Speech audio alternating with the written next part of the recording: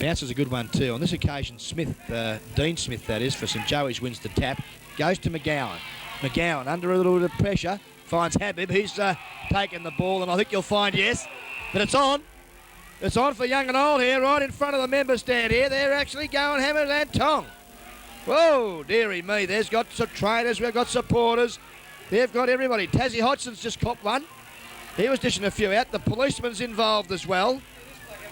Tassie Hodgson's still going there with the screw. Hello, we've got a supporter on the ground as well. And it is really on for young and old here. Very ugly scene here at Cardinia Park in this reserve grade grand final. And Wayne Thomas just congratulating one of the players there, and Terry Powell, as we see that police and all. Very ugly scene. Jason Habib. And it's on in the crowd here too.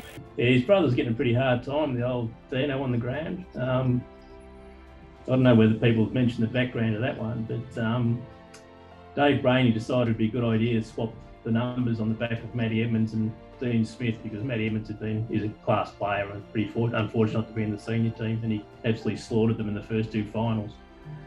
So North Shore decided they're going to go out and beat this Matty Evans guy up all day, and unfortunately it was Dean Smith they were beating up all day. So poor old Dino got a hide-in on behalf of Matty Evans. Before that ball bounced, I was pretty toey, and I was, really wanted to prove myself, and then I got a tap on the shoulder by someone. I think it might have been Matt Henry or maybe the assistant coach of the reserves, and said, "Look, mate, we need you. All right, Goober's on the bench. He's been king hit a couple of times, and we need you to go and talk to him, get him out there. The game's close. We need to get him back on the ground." I thought, gee, I'm trying to think about my game and everything else. I said, "Yep, no worries. I'll go and see him."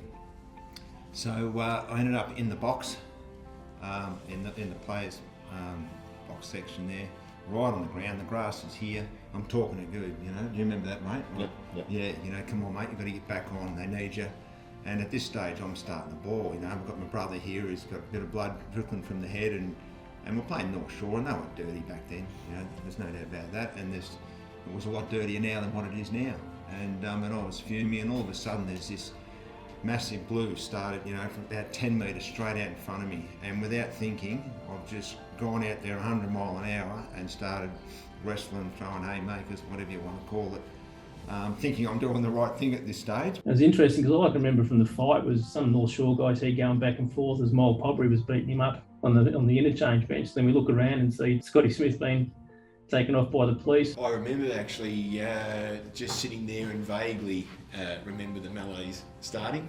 Had the streamers and everything, mate, and supporting the boys over the line. And again, a bit like Scotty, even at my young age, at 89, being 9 years of age, seeing your brother getting belted around like that, pretty ordinary stuff, and you'd like to get out there yourself, but at 9 you haven't got a shit show in hell. Myself and a couple of the mates, we'd snuck a couple of beers into, and because we were only 16, we were up the top of the hickey stand, so we couldn't actually see what was going on. So once I heard the story, I couldn't believe it.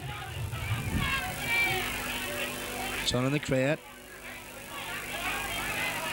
Yeah, disappointing to see this happen, because it's just tarnishing the game of football here. There's a young gentleman there who's being taken away by the police for entering Cardinia Park. Police taking him off the ground, so that's when I ran down out of the stand. I said, "Get around the back, get inside, get out of the ruckus." But I still remember going into the rooms, being pretty exhausted, heart rate still pumping, a couple of lumps on the back of the head, and looking down at the moleskin pants going, "Jesus, look at the green on me bloody pants, Joni's going to kill me."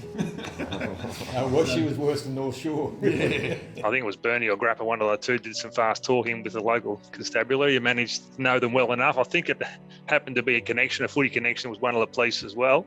So they managed to encourage him to understand that he still should be playing. So that would have been a classic story had he not made the game. One of the biggest melees in the first quarter we ever had, the start of that 89 grand final. I thought, holy hell, here we go again. I was pretty exhausted. I reckon I only got 30 possessions that game after that. It was pretty tough, but anyway, we got through it and we won. And I remember Dad coming out, and I remember him coming out going, "Mate, it was all worth the effort.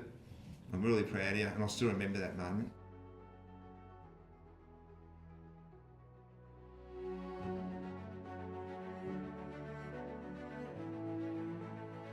I still remember the first time we met. Jamo, he walked into which is our work office in town, and he wasn't the fittest bloke going around of the applicants that we had. I must say it was a really hot day, and a little bit of sweat dripping from the brow, and a couple of us that were on the subcommittee sort of looked at each other and thought, what the hell have we got going here? But as soon as he started talking football, he just had that little bit extra. When you're trying to sell yourself, you've got to do everything you can. It's fair to say St Joseph's at that time were a successful club, but haven't quite turned that success into the ultimate success. And I thought I had a way which I could help them do that. And luckily, what I was selling to them, they bought. Everyone was completely behind him, very supportive of what he was doing. So we knew that there was a direction. Caller had 0-4 on the board early. That's why I brought it up. Well, there you go, mate. And if he kicks this, it might just change his aspect on the game. In he comes, and he has kicked the first one. First blood. Probably was a throw. Delivered out. Jackson Davis kicking towards goal. He's a good player. That is a foot market. He has got delightful. There's a fraction of diving in that. He could have disguised the push a little bit better. But, Paul Carson made sure they saw it. Don't worry about that. That's for sure. Ryan Williams getting a lot of touches. Yeah, he's starting to have his influence on the game now, isn't he? So Paul Carson come in. It's point blank range really. He's about 25 out, dead in front. He won't miss this one, and he has not missed this one. And St Joseph's get their third. 2015, we were super footy side. Like that's nearly as good as it gets. We lost one game to Bell Park, I think round 16 or something like that, and apart from the first half of the grand final, we're pretty much untouched. We were by far and away the best side in it. If Dale didn't do his magic in that third quarter, that would have been one that sort of slipped through. Into the arc. There's a kick. Carson takes the mark. Oh, thank God. Dale Carson, that is. What's happened? Lovick has gone to Forbes and Dale Carson has gone forward. That's about 64 minutes too late tonight. But he's been in the forward line for 10 seconds. He takes a mark. Yep, that's right. Who would have thought? This to get him back into the GJ Gardner Holmes grand final. Match of the day here. Freddie Jackman comes on. Dale Carson. I could have missed this now. In he comes. Head over the footy. Goal umpire doesn't move. He's kicked that for sure. From memory, Luke kicked the first of that third quarter, and then it was sort of, we didn't know, we all looked around at each other and saw what's going to happen here, and then the runner come out and saw Dale sort of sprinting off towards full forward, and I was just thinking in my head, I'm going, well, if he's going down there, who's going down to the goal square to play on Luke? So the runner come out and said, yeah, you've got to go back down there. So thankfully our midfield got on top after that, which made my job a hell of a lot easier. It was probably the one quarter of footy in my career where it was just, you're running on cloud nine. I probably didn't even get involved in that many touches, but just the smile on everyone's faces and the impact that he had, and I think the midfielders obviously had as well. So Dale Carson, he's been in the forward line for 42 seconds. He lined up for a second. Line up for his second. Oh my. This is the I told you so. Remember I saw it buzz? So Carson on its way, straight through the middle, never looked like missing, and this game has turned on its head. Yeah, we were in a bit of strife at half time and then swung him forward and it was game over pretty quickly. It's one of those things in grand finals, everything goes pretty quick, and the third quarter especially went quickly, and luckily we come out on top. I think everyone was sort of expecting and waiting, and it was just a matter of when they actually flicked the switch. But and obviously perfect timing, and I mean absolutely full credit to Jamo. Game's just flipped on its head, hasn't it? Has it Extraordinary. Newtown got the first inside 50, and since then they've had 7 inside 50s, Joey's. Took it out to 24 points, didn't they? Yeah, boys are right behind this, aren't you? Yes, we are right behind, right over Dale Carson's shoulder. In he comes, gets his third for the quarter, bang! What a move! 3 and 11 minutes. Fourth for the quarter. Good to see a Kershaw pass off inside the field. It was actually a good kick. He looks terrific on a lead at the moment. He looks unstoppable, Dale Carson. As he wanders in, he hasn't missed yet either. That one is firm. Is it going to be 5 for the quarter? Free kick to Dale Carson. Dale Carson, free kick with a great mark. So we can't pay the mark. No Pele bingo. No mark. On that one. Free kick to Dale. Holcomb was stiff. He said he kicked 5 in the second half. He's kicked 5 in the third. 5 in a quarter. Yeah, well, we know who Heath Jamison listens to. That's for damn sure. In he comes for his 5th for the quarter. Dale Carson. And he gets it. Thank you. 5 straight, Dale Carson. In 26 minutes of football. It's a great story, I think. You know, you swing your full back to full forward, he kicks 6 goals by three-quarter time, and the game's, you know, pretty much well in control. The underrated part's probably Daniel Lovick's job on Forbes after that. I think he won the next 2 contests with him and just really shut their momentum down, and we were able to build on that. So I think that's something that should be remembered. Yeah, Howie was big as well from memory. Howie and Dan Gibbs in the middle, got some speed through there. You know, with leadership, there's always a moment you wonder whether you should have that role, and yeah, it's justification for me. And Jamal obviously had a lot of success in what he'd done already, but I knew for him, and we knew that GFL was the next level for him, that he wanted to really make something for himself and for us. And yeah, like I still look back on those photos a lot, and yeah, very special sort of vindication of you know, a pillar of achievement for us, mate, to get over that one. Probably the last maybe 5 minutes we actually got to really enjoy it, which for me, I sort of sat back and sort of watched everyone up the ground, being at centre half back, full back, and just being able to watch that, and I just, it was an absolute joy. Williams, he's got Carson on the lead. Carson, oh, he's pushed out of it. Hinkley, lucky to not give away a free kick. Braddock ran on the footy, under enormous pressure. Gibbs has got the footy, and it's a goal! About the Joey's boys, they are up and about, and I reckon, boys, on ground level, New Town. I think Riley might be I think some he sort will. of chance. And there's a siren!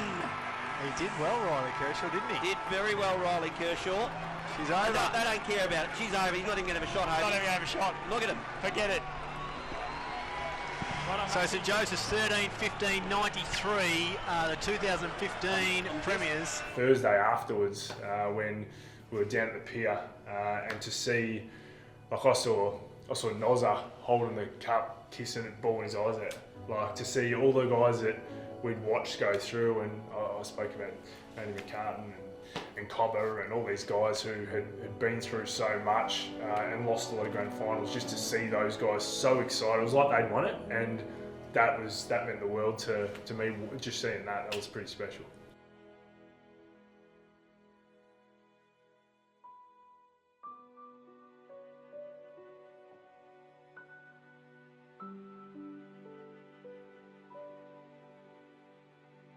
That 17 team, that was just such a good outfit. Like, I don't think anyone could have beaten us. That when we were on, there was just no stopping us. I think that second quarter of footy was just there. 22 blokes absolutely on. It was unstoppable. Davis from 40. He doesn't miss. He can't miss this, boys. It might be their day. He minded up with it. He never gave up on it. Goes back to Maloney. Look at it. That is extraordinary. It's a goal. It's a goal. The grand final. We came in from the second semi and been absolutely torn apart. We lost 10 goals in the first game against St Mary's. We couldn't get our hands on the footy in the first half of that game. The second half, towards the last quarter, we really started to find our feet, whether that St Mary's putting the cue in the rack, but I think that gave us a lot of confidence coming into the grand final. I remember going into the game thinking, oh shit, this couldn't be good. We got punked one a couple of weeks beforehand, and then going into the game going, oh shit, this could be bad. But it turned out to be very good. 60 points, the margin, straight 10 goals. Mitchell intercepted the mark, plays on and kicks the goal, and then One, then spears the ball. It's by Halpern. Halpern's got all the time in the world. He gives it across to Hickey. Alex Hickey goes bang. There's another one. That's his first, interestingly, boys. Yep. And got the footy, dishes it across. Kershaw's got the footy at the end of the game. How's that? St Joseph's. Seen him run that fast before ever.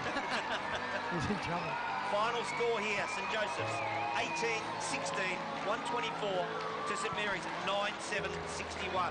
Considering how badly we got beaten in the first final, like they honestly pulled their pants down, which is quite astonishing. But that was that game. I just remember when you can feel like you've broken a club, like we just broke them, and it was good, and it felt good, and it felt good to keep on doing it. And even when the game was dead, it was nice to remind them that we were going to win.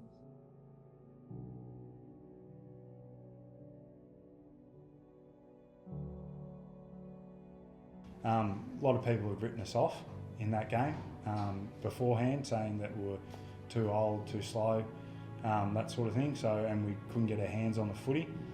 First quarter was a bit of a struggle, and then the second quarter was just, I haven't played, probably the first 15 minutes haven't played in a game of footy, like a period of footy like that. We were just so dominant in everything that we did. I was able to press some buttons out of our players that going into that game. We just had a ball of energy, and we just wanted to burst out of the scenes, I suppose, and be a real physical presence. I think Benny Maloney, McCall, those types of guys, we sort of told those that we wanted them to be physical with the young St Mary's side, and we wanted to be physical from the outset, and I think we were. And I think it just completely took them off, took them by surprise, our physicality. And I think before they could even concentrate about football, I think we had 6 goals on the board, and like you said, 10 goals up early in the second. They were never a footy side that were going to dig deep from there, I thought. So it turned into a really easy result, in the end, which was great. I sort of played Brett's role in that grand final, sort of from half time to sort of about the end of the third quarter. I was sort of, we need to keep the foot on, absolutely smash them, embarrass them, because that's what I really wanted to do, just rub it into them. But after that, that last quarter was really enjoyable. It was a beautiful day, so good time to be out in the Cardinia Park.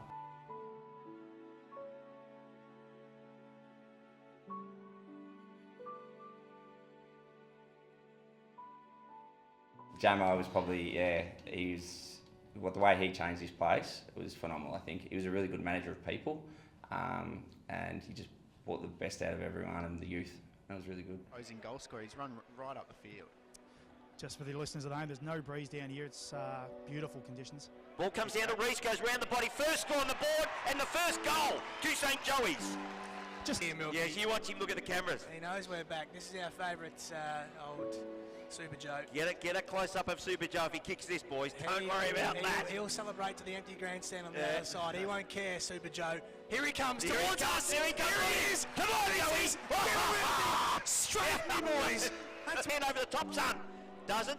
Dishes it off Ferguson for his second. Round the body. Oh, I hate that. McNamara fists it over to Kershaw. Kershaw dishes off to Hickey. Hickey running and need a goal. Skipper's goal, that's Skipper's goal. Kershaw's on his bike. Can he keep it in play? He does, just about. Danced inside one. Danced inside two. Gets it to Anderson. Smith out of trouble. Lucas Anderson.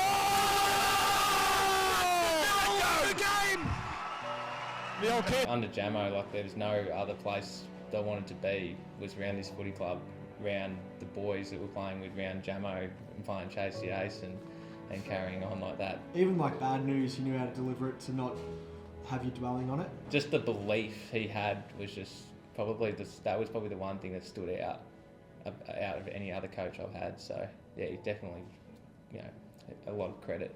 A lot of us have, I suppose, walked into him boys and left when he left, we were a group of young men. His ability to have 44, 22 people buy into a common cause was second to none. Jamo had that great balance of knowing when to be your mate and knowing when to be your coach, and I think that's kind of what made us such a tight-knit group for all those years, and that he could always have a beer with us and know when to have a good time with us, and also know when to kind of pull the handbrake on. I remember us scraping over the line against South Barwon in an absolute arm wrestle, and then we got thumped, I think, by Newtown at home, and then Colac gave us a touch-up in the last game at home. We sort of struggled for a bit at the back end of the year, losing a few games, and then to come out in the finals and play like we did after losing to St Mary's in the first final. It's the one that gives me the most satisfaction, and that's probably because just how proud, the group of players that I was coaching are. They've lifted a little bit here, Jimmy Allen. Gets it over to Sherman, and then back to Capra, bouncing ball. Tudor's in it again, so to McLaughlin. They both need to lift. McLaughlin keeps it in front of him. Can they get another one? Can they get another one? Dishes it across.